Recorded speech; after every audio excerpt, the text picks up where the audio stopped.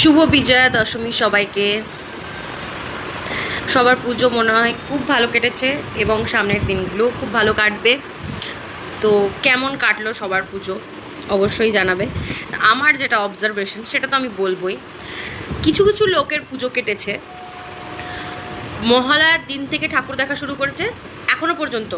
আজকেও ট্রেনে প্রচুর ভিড়, এখনো পর্যন্ত তারা ঠাকুর দেখে যাচ্ছে। যতক্ষণ না মায়ের ভাসান হবে চালিয়ে যাব। কিছু কিছু লোক আছে যারা পুজোর মণ্ডপে বেরিয়েছিল গার্লফ্রেন্ড বয়ফ্রেন্ড খোঁজার জন্য। কিছু কিছু লোক ভাই এত সো মাচ অ্যাটিটিউড, মেট্রোতে এইরকম লিপস্টিক পরেছে, এমন লিপস্টিক পরেছে বাবা, ঠিক চোখগুলো এরম করছে। মানে মেট্রোতে বসে আছে, পরেছে একটা ট্রান্সপারেন্ট শ্রীপনের শাড়ি, হ্যাঁ এরকম ঠিক ক্লিভেজের জায়গাটা। ক্লিভেজ যখন দেখাবি না তুই ওরকম ট্রান্সপারেন্ট শাড়ি পরেছিস কেন? কেন পরেছিস? ক্লিভেজ যাতে শো না হয় সেই জন্য ঠিক এই জায়গাটাতে এরকমভাবে হাত রেখে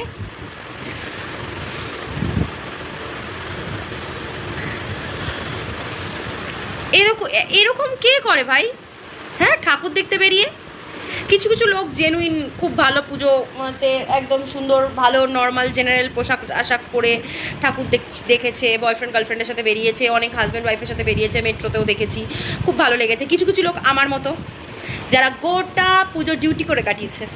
ইয়েস, আমি সপ্তমী অষ্টমী নবমী মর্নিং ডিউটি করেছি, দেন আজ দশমী আমি নাইট ডিউটিতে যাব।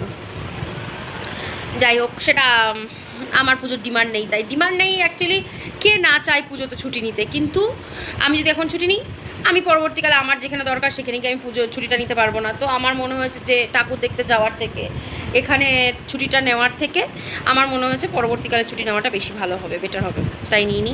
কিছু কিছু লোকের পুজো কেটেছে আমার বরের মতো, যারা গোটা পুজোতে ল্যাদ খেয়ে কাটিয়ে দিয়েছে। একদিন ঠাকুর দেখতে বেরোয়নি, একদিন নতুন জামা পরেনি। আমি তো দুটো নতুন নাইটি উদ্বোধন করেছি, আমার বড় একটা আন্ডারওয়্যারও উদ্বোধন করেনি।